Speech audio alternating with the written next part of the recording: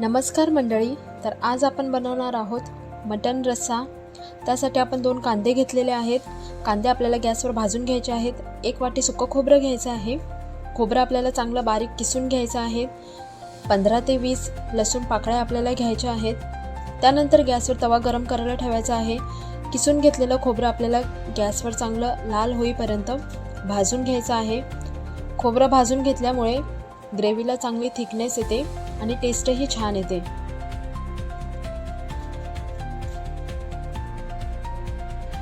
तुम्ही बघू शकता खोबरं आपल्याला चांगलं लाल भाजून झालेलं आहे. हे खोबरं आपल्याला एका प्लेटमध्ये काढून घ्यायचं आहे.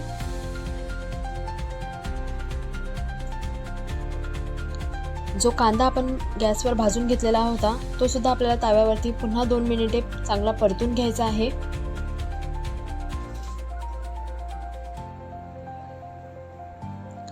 त्यानंतर पोलपाटावरती आपल्याला 7 ते 8 लसूण पाकळ्या आणि थोडंसं जिरं घ्यायचं आहे. जिरं आणि लसूण याची आपल्याला बारीक पेस्ट करून घ्यायची आहे. तुम्ही बघू शकता लाटण्याच्या सहाय्याने आपल्याला जिरं आणि लसूण हे चांगलं बारीक लाटून घ्यायचं आहे, वाटून घ्यायचं आहे. हे तुम्ही मिक्सरला सुद्धा करू शकता, पण ह्या पद्धतीने तुम्ही एकदा करून बघा, नक्कीच याची छान टेस्ट येणार आहे.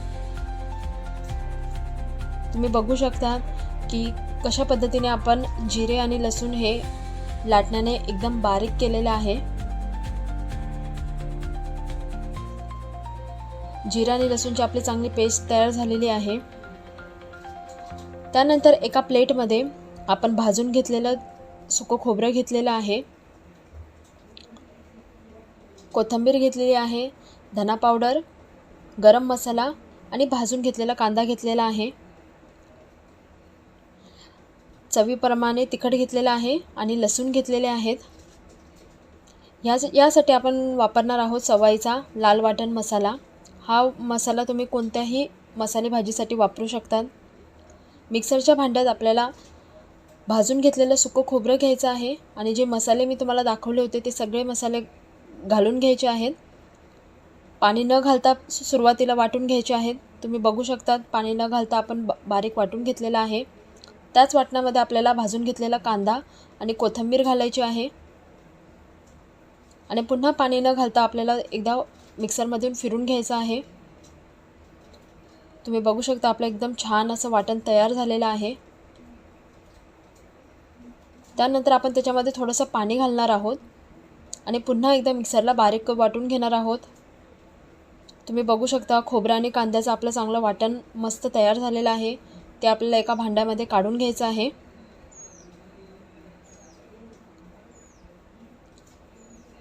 त्यानंतर तिखट आणि लसूण आणि यामध्ये आपल्याला थोडंसं पाणी घालायचं आहे आणि हे सुद्धा आपल्याला मिक्सरला चांगलं वाटून घ्यायचं आहे. तुम्ही बघू शकता आपलं तिखटाचं मस्त वाटण तयार झालेलं आहे. यानंतर मी 1/2 किलो मटण घेतलेलं आहे. मटण आपल्याला चांगलं स्वच्छ पाण्याने धुवून घ्यायचं आहे. त्यानंतर गॅसवर मी टोप गरम करायला ठेवलेला आहे. त्यामध्ये आपल्याला घालायचं आहे तेल.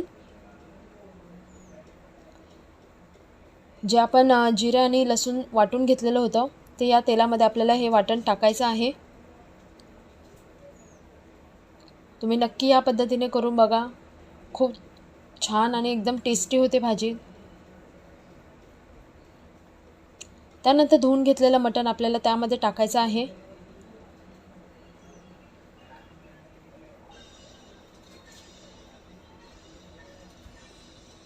यामध्ये आपल्याला चवीप्रमाणे हळद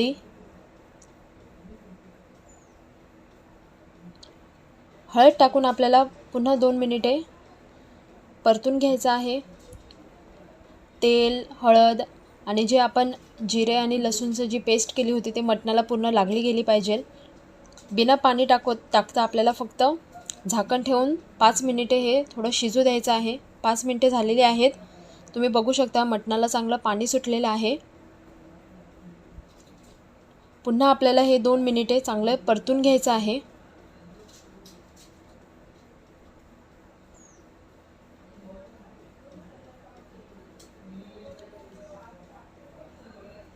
आता आपण यामध्ये घालणार आहोत 2 ग्लास पाणी. तुम्ही पाणी तुमच्या मर्जीप्रमाणे घालू शकतात. पाण्याला चांगली उकळी आलेली आहे, तुम्ही बघू शकतात. 5 मिनिटे आपण गॅसवरती तसंच ठेवायचं आहे ते मटण थोडं शिजायला.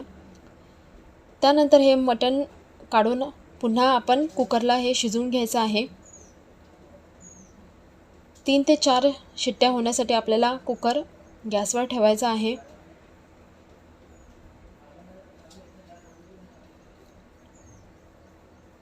तीन ते 4 शिट्ट्या आपल्या झालेल्या आहेत. तुम्ही बघू शकतात मटण आपलं चांगलं शिजून गेलेलं आहे. हे मटण आपल्याला कुकरमधून बाहेर काढून घ्यायचं आहे. त्यानंतर मी एक कढई ठेवलेली आहे. कढईमध्ये आपल्याला घालायचं आहे 2 पळी तेल. तेल चांगलं गरम झालं की यामध्ये आपण जो लाल वाटण मसाला जो बनवून घेतलेला होता तो आपल्याला घालायचा आहे. तिखट आणि लसूणचा हा मसाला होता, तो मसाला आपल्याला तेलामध्ये चांगला छान फ्राय करायचा आहे. मसाला चांगला शिजला गेला पाहिजे. 2 मिनिटे आपल्याला त्याला तसंच परतवत राहायचं आहे. बघा तुम्ही मसाला चांगला आपला शिजलेला आहे. तुम्ही बघू शकता मसाल्याला चांगलं आपलं तेल सुटलेलं आहे. त्यानंतर जे शिजलेलं जे मटण होतं ते आपल्याला या वाटणामध्ये घालून घ्यायचं आहे.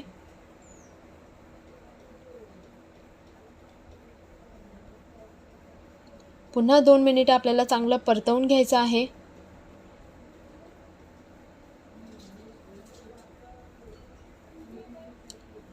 त्यानंतर आपण हा जो मसाला बनवला होता कांदा आणि खोबऱ्याचा, तो मसाला आपल्याला या ग्रेव्हीमध्ये घालून घ्यायचा आहे.